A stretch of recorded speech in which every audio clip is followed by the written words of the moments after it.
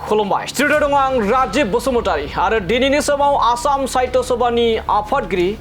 doctor बसन्त कुमार गोस्वामी बिथाङा बर' हारि आरो मिसिं हारिनि सायाव जा बाथ्रा बुंदों बेयो जोबोरैनो जोंनि बर' हारि आरो मिसिं हारिनि थाखाय जोबोर दुखुनांथाव बाथ्रा होनना बुंनांगोन जेराव बिथां आसाम साहित्य सभानि आफादगिरि डक्टर बसन्त कुमार बिथाङा जाबायदि बाथ्रा बुंदों जे गोस्वामी बिथाङा जाबायदि अजद दैखांदों दि जे बर' हारि आरो मिसिं हारिया गावखौ असमिया नङा होननानै एबा असमिया होननानै माब्लाबाबो साना होनना बुंनायनि सायाव गोबां दैदेनगिरिफ्रा गोबां बर' हारि गोबां मिसिं हारिफ्रा दुखु मोननाय फोरमायदों आरो बेखौ लानानैनो बर' थुनलाइ मिरु बर' थुनलाइ आफादनि आफादगिरि गपिनाथ बरगयारी बिथाङा फिनजाथाय होदों बेजों लोगोसे बिथांनि अनगायैबो मिरु बर' थुनलाइ आफादनि गाहाय नेहाथारि बिथांमोनाबो फोरमायदों एबा अजद दैखांदों एबा खेंफोरथि होदों एबा दुखु मोननाय फोरमायदों लोगोसे गोबां बर' हारिनि दैदेनगिरिफ्रा दिनैनि समाव खौरां बिजोंजों लोगोसे ससियेल मिडियायाव बुंफबलायनाय डक्टर बसन्त कुमार बिथांनि सायाव गोख्रों अजद दैखांदों दि बिथाङा माबोरैहाय बुंनो हाखो जाय बर' हारिया जाय मिसिं हारिखौ दिनैनि समाव एबा बयबो मिथिगौ जे भूमिपुत्र होननानै बुङो आरो जाय बर' हारिनिफ्राय आसाम साहित्य सभानि मोनसे समाव 1981निफ्राय 1982 मायथाइसिम जोंनि बर' हारिनि सासे मैखोम दैदेनगिरि बिथाङा आफादगिरि जाबोदों आरो बिथाङानो जाहैबाय सीतानाथ ब्रह्म चौधुरी बिथाङा आसाम साहित्य सभानि आफादगिरि जाबोदों बेजों लोगोसे आरोबाव आसुनिबो सासे आफादगिरि जादों जोंनि बर' हारिनिफ्राय रस बर' बिथाङा आसाम आन्दलनाव मुंख्लं जानो गोनां जादोंमोन आरो बेबायदि बर' हारिखौ असमिया नङा होनना बुंनायनि सायाव एबा असमिया नङा होनना बुंनायखौ लानानै गोबां जोंनि बर' हारिखौ लाजि फोनांनाय जादों थिग बेबायदिनो मिरु बर' थुनलाइ आफादनि आफादगिरि गपिनाथ बरगयारी बिथाङा गोख्रों फिनजाथाय होदों जे रस बर' बिथांमोना जे आसाम आन्दलनाव मुंख्लं जाबोदों लोगोसे 1987निफ्राय 1982 मायथाइयाव सीतानाथ ब्रह्म चौधुरी बिथाङा आसाम साहित्य सभानि आफादगिरि जाबोदों प्ररिन बर'आ आसुनि आफादगिरि जाबोदोंमोन बैबायदि बर' हारिखौ असमिया नङा एबा असमिया साना होनना बुंनायनि सायाव बेयो मोनसे सोंखारि जाथाव होनना बुंनांगोन जे आसाम साहित्य सभानि आफादगिरि डक्टर बसन्त कुमार गोस्वामी बिथाङा माबोरैहाय जोंनि बे मिसिं हारि आरो बर' हारिखौ असमिया एबा जोङो मिसिं हारिया बर' हारिया असमिया साना होनना बुंनायखौ मा बुंगोन दानिया फैदो बिदिब्ला गपिनाथ बरगयारी बिथाङा मा फोरमायदों बेनि सायाव नोंथांमोननि गेजेराव आबुङै लाना फैदिनि डक्टर बसन्त कुमार गोस्वामीया सासे गोरों गोरा मानसि बबे बिथिंजों नायनानै बिथाङा बेबायदि बिबुंथिखौ होखो जों हमनो हाया नाथाय जों बर' मिसिं देउरि थिवा कार्बि जायखिजाया जों बर' आरो मिसिंल' नङा जोङो जोंनि जाथिनि सिनायथिखौ जों होगोन जों बर' जों मिसिं जों थिवा जों कार्बि जों देउरि बेखौ होनायाव मालाय हारि बा जोंनिनो बिदा गेदेर आफाद आसाम साहित्य सभानि आफादगिरि बुंनाया जेबो जुक्ति गैयि बायदि नुहुरो आङो जोंहा जोंनि सिनायथिखौ लागोन आरो बेवहाय माबा सिङाव बाथ्रा दङबा बबेबा एंगेलखौ लानानै बिथांनियाव बाथ्राखौ होनदोंबा जों बेवहाय बुजिहरनायाव जोंहा सौहाजोबाखै बिथाङा जुदि ओरैबायदि सानदोंबा मिसिं बर' बे मोननै हारिया गावसिनि मातृभाषाया बर' जाथिया जों बर' नाथाय असमिया बिजोंखौ फरायला होननाय बे साननायाबो बेनिया गोरोन्थि मानो होननानै बुङोबा जों थागिबि हारि माने जायखौ होनो खिलन्जिया एबरिजिनेल जों हारियानो असमिया राव असमिया संस्कृति बा आसामनि जे संस्कृति बेखौ जोङो फोथांबोदों फोथांगोनबो माने प्रकृतियानो मिथिंगायानो जोंखौ बेखौ बुंखादों जायगा नायनानै असमिया बिजोंखौ फराया जानो हागौ असमिया मायधंखौ लायाबो जानो हागौ जायगा नायनानै गावबागाव बिमा रावनि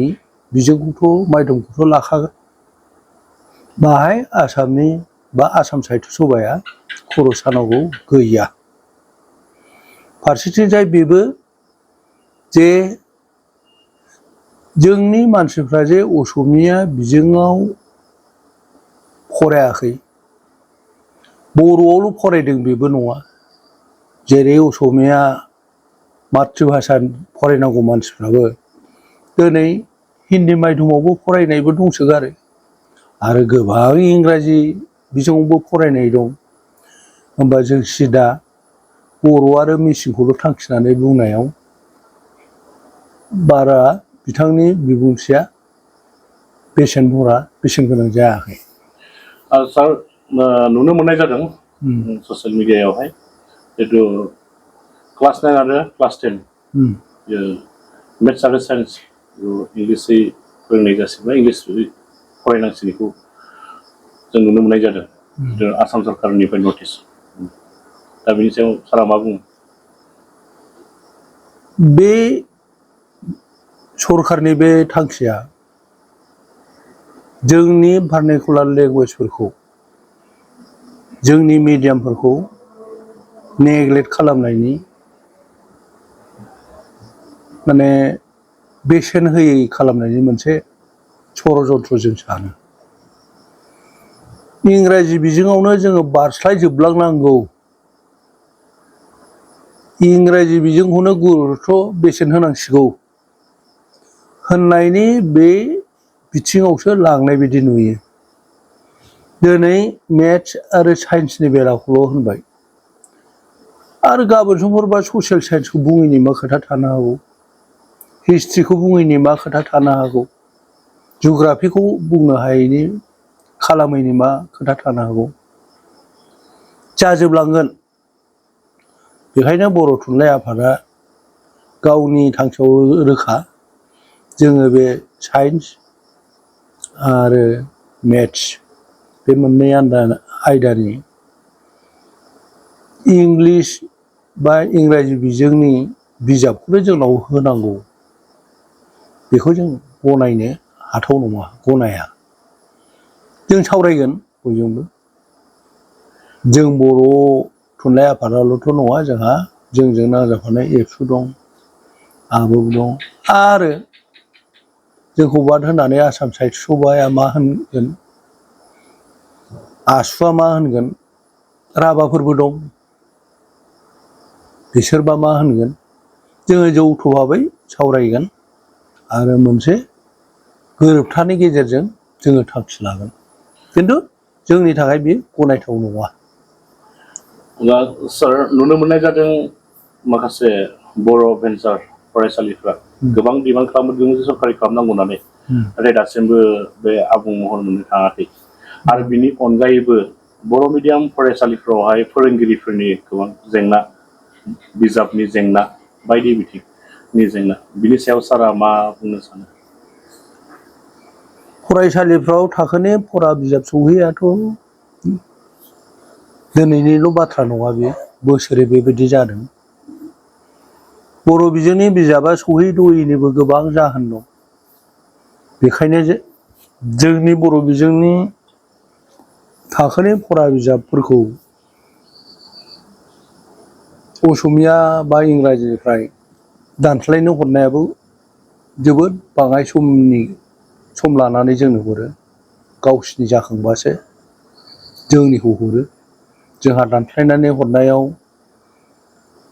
माने लेहेम जालाङो बेबो मोनसे आरो गोबां खोथा दं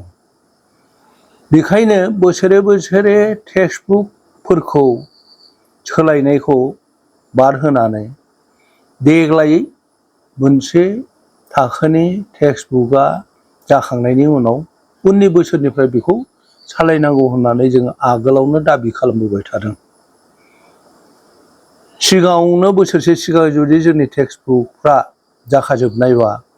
नै देग्लाय बोसोराव टेक्सट बुक गोदान खालामगोन देग्लाय बोसोराव रानगोन बे मोनहैनायावथ' जोंहा गोबां खोथा थाबाय मोनहैद'आ जाहोनाव मा जादों जोंथ' ओरैबायदि नुयो बेबायदि खालामदों फारसे जोंनि सरकारि स्कुलाव जोंनि गथ'नि बिमा बिफाफोर बा गथ'फोरखौ गोसो बायहोनाय नुदों नोंसोर थां प्राइभेट स्कुलावसो मोनो इंलिस मिडियामाव फरायबासो बे बिजाबफ्रा नांगौ समावनो मोनो मोनसे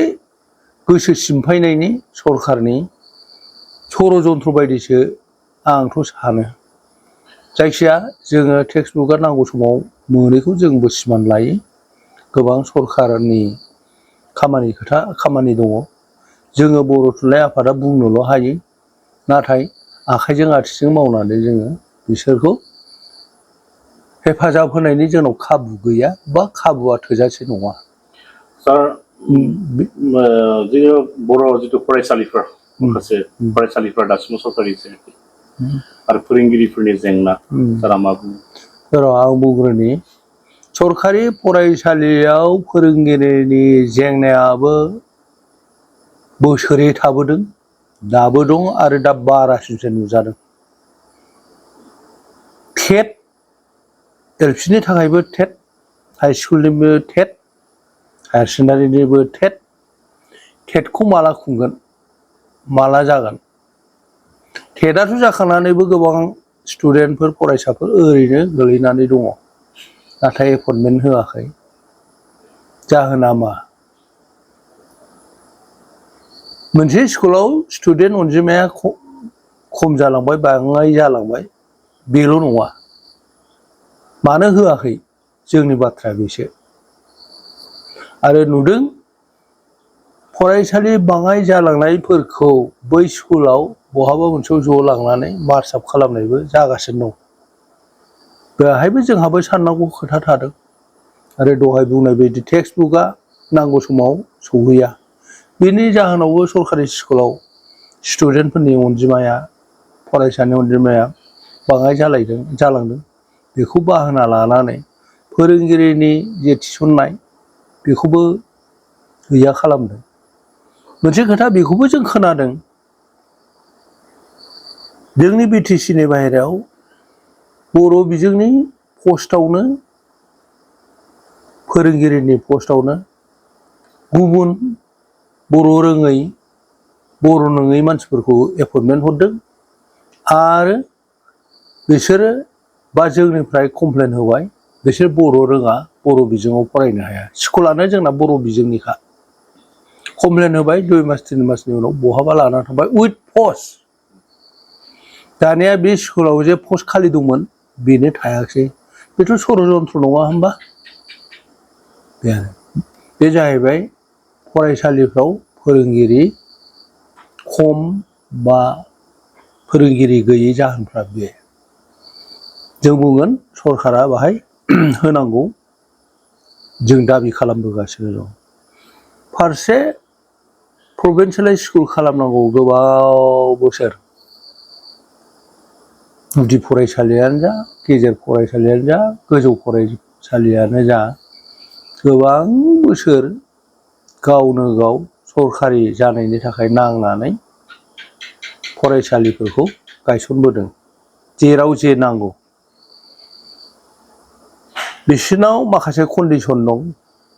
जे नैबे कन्डिसन हा कन्डिसन नाम्बार अफ स्टुडेन्टनि खोथा टिचार इडुकेसन टिचारफोरनि ओरैनि खोथा क्वालिफिकेसन थानाय ओरै जानांगौ बेफोरखौ नाना बायदिसिना माने कुवेरि खालामबाय थानानै बिसोरो टाइमखौ थांहोगासिनो दं बेहाय जोङो हमनो हायो बिसोरो स्कुलखौनो प्रभिन्सियेलाइज खालामनायनि गोसो गैखाया बिटिआर सुक्तियाव 6.3 मोन नामा बिनि गेजेराव सरकारि स्कुल जायैफोरखौ सरकारि खालामनायनि सुक्तियाव लानानै फैदोंमोन अब्लाबो जाय सुक्तिखारिफोर सरकार सालायदोंमोन बिटिसिनि बाहेराखौ होनाब्लाबो BTC सिंनि स्कुलखौनो खालामनो हायैखौबो जों नुबोबाय बेवहाय बर' थुनलाइ आफादा खावलायदों गोनां जाबा जा सोमावसारनाय बेबायदि लालायनांगौ होननानै बुङोबा लानांगौबो गोनांथि दं होननानै आं सानो नाथाय जोंनि गारजेन जोंनि पलिटिकेल पार्टि जोंनि गुबुन गुबुन आफादफ्रा बाहाय हेफाजाब होनांगौ सावरायनांगौ खोथा दं जासिगोन